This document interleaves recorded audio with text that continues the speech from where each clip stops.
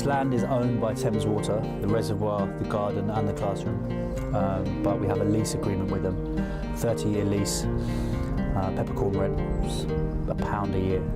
We'd rather not own the land ourselves because of the liability that's taken on with land ownership, particularly on a reservoir, significant insurance liabilities.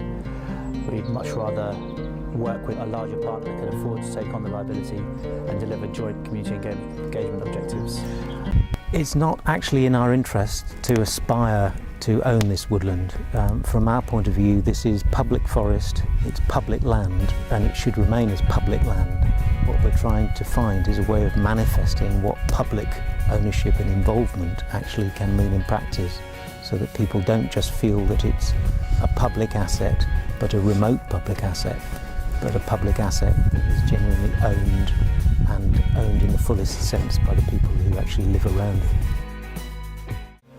Well, the National Trust are the owners of this farm.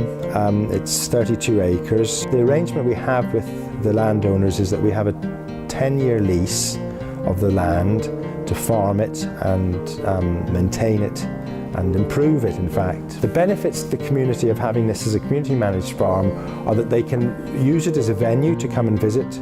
They can come and farm here and plant crops and see them through to fruition.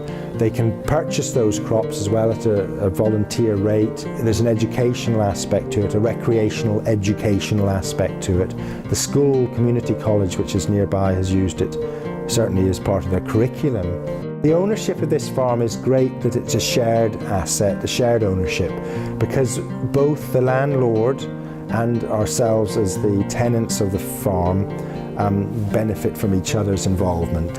The attributes that are needed are being able to work as a team together, understanding that we come from different backgrounds, but we can share things together that create the whole, which is, you know, an environmentally sustainable community farm.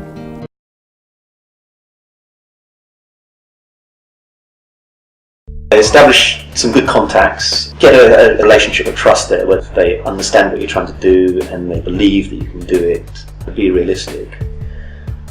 And I think the key thing is to offer them solutions to problems rather than be another problem.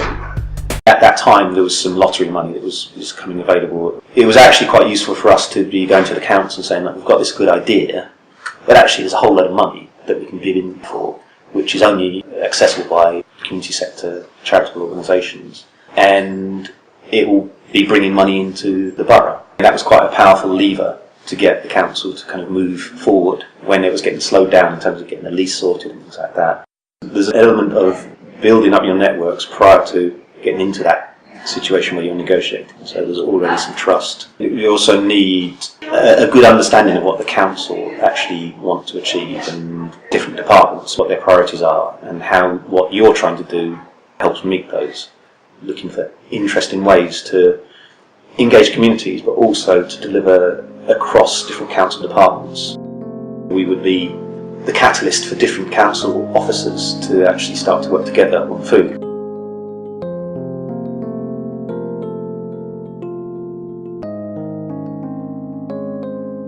One of the key differences in managing land that we don't own, it's actually leased, is it's all about maintaining fantastic relationships with the landowner.